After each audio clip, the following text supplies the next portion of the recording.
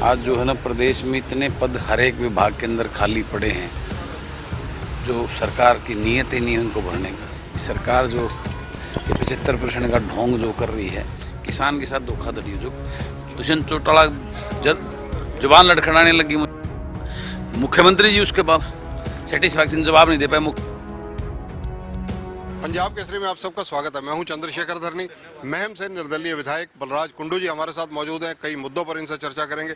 आपका स्वागत है कुंडू साहब पंजाब केसरी में। जी धन्यवाद अनिल जी।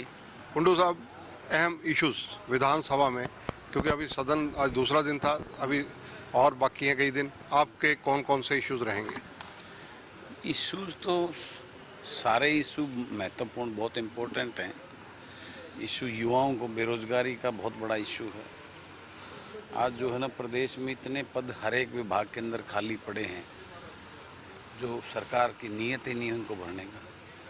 सरकार जो है एजुकेशन के बड़ी बड़ी दावे करती है, उसमें पूरी तरह खाली पड़ा। एजुकेशन का भट्ठा बैठता जा रहा है। हेल्थ के इतने पोस्टें खाली पड़ी हैं हेल्थ विभाग के अंदर, उसका भट्ठा बैठता जा रहा है। यानी कोई ऐसा विभाग नहीं है जिसका आज जो है ना जर्जर हालत में ना हो, जिसमें कोई एम्प्लॉयमेंट नहीं है। हर तरफ जो हर विभाग में जो है ना बहुत ही एक गलत धारणा और गलत उसका वो जा रहा है प्रदेश में। तो ये सारे मुद्दे हैं, एग्रीकल्चर से रिलेटेड हैं, किसान के मुद्दे हैं, युवाओं के बेरोजगार के मुद्दे हैं, कर्मचारी इतने त्रासद हैं, पेंशन का मुद्दा कितना हॉट है, चाहे वो ओल्ड पेंशन स्कीम है या बुढ़ापा पेंशन है। ये सारे इतने इश्यूज हैं जिसका कोई अंत नहीं। जो है ये सरकार जो ये 75% का ढोंग जो कर रही है, इंडस्ट्री है ही नहीं, इंडस्ट्री सारी प्लान कर रही है। नई कोई उद्योग, कोई यहाँ पे कोई इंडस्ट्री नहीं आ रही, कोई बड़ी कोई कंपनीज नहीं आ रही, तो कहाँ पे उसको 75% को देने की बात कर रहे हैं। इशू हैं बहुत सारे जिसका जो है ना गंभीर चिंता करने का विषय है। वो सारे मुद्दे जितना टाइम मिलेगा उसको उठाने का मैं प्रयास करूँगा। आज दूसरा दिन था, राज्यपाल के अभिभाषण पर भी चर्चा हुई। आज आपने कौन कौन से अहम मुद्दे उठाए? आज तो मेरा वो फार्मर एग्रीकल्चर वाला था, मेरा क्वेश्चन लगा हुआ था। वो एक बड़ा महत्वपूर्ण है। जिस प्रकार सरकार मेरे गांव, मेरे क्षेत्र में मेरे जो 42 गांव पड़ते हैं, मुआवजा दिया सिर्फ 14 मात्र गांव में, और कोई भी ऐसा गांव नहीं है जिसके अंदर जल भराव से पिछले उससे नुकसान ना हुआ, फसल की बर्बाद ना हुई हो। और जिन गाँव में 14 गाँव में दिया है ना, वो भी जो है ना 40% किसानों को भी वो मुआवजा राशि नहीं मिली है। तो ये एक कितना बड़ा खेल, सिवाय अखबारों में छपने के लिए हमने मुआवजा दे दिया, ये कर दिया, वो कर दिया। किसान के साथ धोखाधड़ी जो वहाँ पे पटवारी गिरदावर जो भी गिरदावरी करने जाते हैं, या जो उसकी तहसीलदार की तरफ से टीम जाती है, वो इतने झूठे आंकड़े पेश करते हैं जो वास्तव में जिसकी फसल बर्बाद हुई उनका कहीं नाम नहीं है। जो अपने घरों में बैठ के खेत में प्रैक्टिकल जाके वो लोग देखते ही नहीं। गाँव में किसी एक के घर बैठ कर जो इनके पार्टी के कार्यकर्ता हैं या किसी ऐसे घर में बैठकर वहाँ सारी रिपोर्ट तैयार कर देते हैं, और वो जो फर्जीवाड़े के जो उनको मुआवजा मिल रहा है, जो असली त्रास किसान उसके मुआवजे है ही नहीं, कहीं नाम ही नहीं है।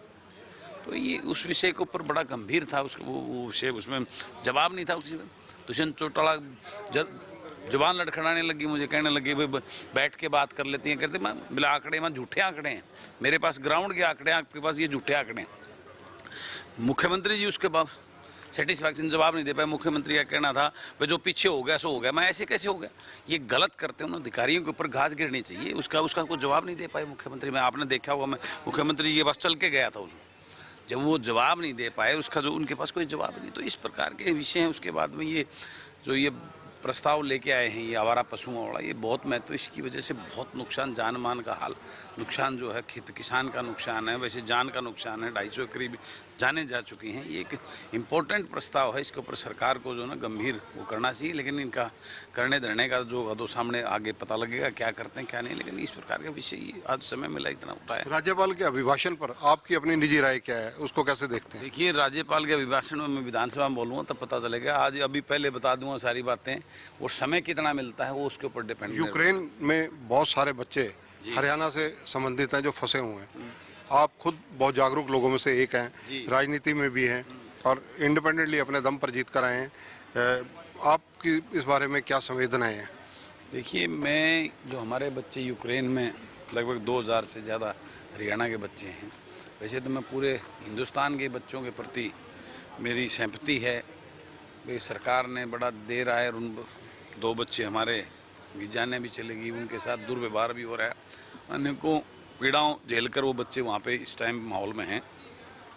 चलो देर आए दुरुस्त आए, सरकार उनको कह रही है 2-4 दिन में सबको ले आएंगे, बहुत अच्छी बात है।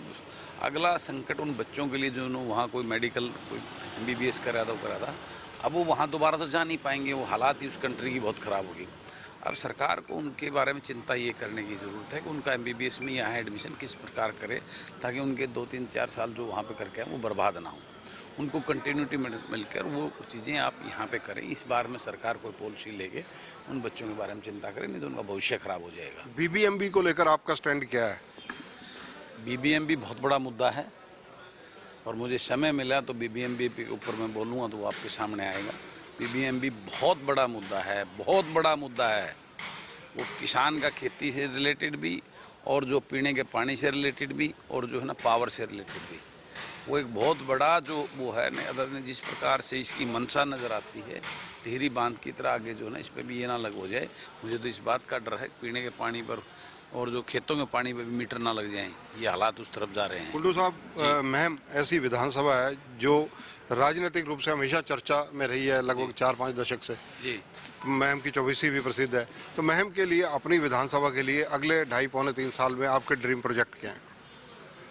देखिए ड्रीम प्रोजेक्ट एक तो सबसे बड़ा जो वहाँ प्रोजेक्ट है पीने के पानी की भयंकर जो सरकार बार बार दावा कर रही है वो कुछ नहीं। वहाँ पे जो है ना गर्ल्स कॉलेज की जो मैं पहले दिन से डिमांड कर रहा हूँ, वहाँ अस्पताल की जर्जर हालत है। मैम के हॉस्पिटल का जो है ना वो मैं बार बार आज भी मेरी चर्चा हुई है अनिल विज जी से, वो कह रहे हम करवाएंगे।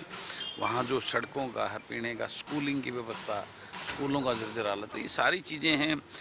अनएम्प्लॉयमेंट एक बहुत बड़ा इशू है जो मेरे महम के क्षेत्र के जो है ना युवाओं के लिए, तो सारे चिंता का उसका विषय है। तो जितना भी हो सकेगा उनका वकालत वकील के तौर पर, मैं तो विपक्ष का विधायक हूँ, मेरे हाथ में तो कोई पावर नहीं है, लेकिन सरकार के साथ लड़ाई करके उनके हक दिलाने की मेरी अपनी पूरी आखिरी दम तक प्रयास रहेगा, उसमें मैं लगा हूँ। एक सवाल आपके विधानसभा या आपके क्षेत्र से नहीं है, लेकिन राजनीति का सवाल है और आप राजनीति में सक्रिय हैं। आपके पड़ोसी मतलब दक्षिण हरियाणा से जुड़ा हुआ सवाल है। आजकल अहिरवाल रेजिमेंट को लेकर बड़ा ज़बरदस्त आंदोलन वहाँ शुरू हो चुका है, डिमांड की जा रही है कि वहाँ अहिरवाल रेजिमेंट होनी चाहिए, आप क्या कहेंगे? देखिए ये रेजिमेंट जो बनाई थी ये आज कोई पॉलिटिकल इश्यूज में नहीं बनना चाहिए। हमारी जो पुराने टाइम जो वास्तव में लड़ाई लड़ी गई थी, उन लड़ाई के टाइम जिन योद्धाओं ने, जिन हमारे जो है ना पूर्वजों ने, जो अंग्रेज़ों के टाइम पे जो बनी थी, जो वाकई में लड़ाके जो थे, उनके उस जितनी उनकी भागीदारी के अनुसार जो ना ये इनके नाम रखे गए थे। आज एक आर्मी फौज को वो सिर्फ अपने नाम के लिए उसका इस्तेमाल करना, उसके लिए ये करना, ये मैं इसको बहुत ज़्यादा ठीक नहीं मानता हूँ। बाकी उन लोगों की भावनाएं होंगी, क्या सोच है, मैं उनको क्रिटिसाइज भी नहीं करना चाहता, वो उनकी सोच, उनका नज़रिया है। मेडिकल एजुकेशन को लेकर अब सारे चारों तरफ से बयान आ रहे हैं, सत्ता पक्ष के भी आ रहे हैं, विपक्ष भी मांग कर रहा है। इस बारे में ज़रूर आपकी राय जानना चाहूँगा कि मेडिकल की जो एजुकेशन है वो सस्ती होनी चाहिए भारत में, हरियाणा में।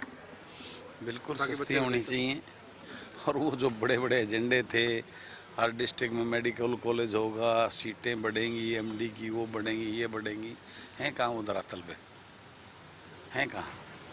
ये सिर्फ काम करना चाहिए, करके उसकी अनाउंसमेंट, यहाँ तो अनाउंसमेंट ज़्यादा होती है, धरातल पे काम कम हो रहे हैं। सच्चाई तो ये है, बाकी होना तो पता नहीं क्या क्या चाहिए, लेकिन इन लोगों की जो मनसा सोच है वो आपके सामने ही है। धन्यवाद कुंडू साहब। तो देखिए कुंडू साहब बिल्कुल इस मामले में गंभीर नज़र आ रहे हैं। उनका कहना है कि यूक्रेन में जो बच्चे फंसे हुए हैं, जब वो भारत लौटेंगे उनकी एजुकेशन का भी ध्यान रखा जाए और उनका किसी चीज़ की क्षति ना हो पाए, ताकि उनकी एजुकेशन का जो पीरियड रहा है वो भी किसी तरह से बच सके और उन्हें आगे कंटिन्यूटी में लिया जाए। इसके अलावा अपने हल्के महम की उन्होंने चर्चा की, राजनीतिक चर्चा की, सदन के अंदर जो वो बातें रख रहे हैं उन पर उन्होंने टिप्पणियाँ की। कैमरामैन संजय सिंह के साथ चंद्रशेखर धरनी, पंजाब केसरी टीवी, चंडीगढ़। हमसे जुड़े रहने के लिए हमारे YouTube चैनल को सब्सक्राइब करें और नई वीडियो की नोटिफिकेशन के लिए बेल आइकॉन को दबाएं। अगर आप ये वीडियो Facebook पर देख रहे हैं तो लाइक जरूर करें और ज्यादा से ज्यादा शेयर करें। धन्यवाद।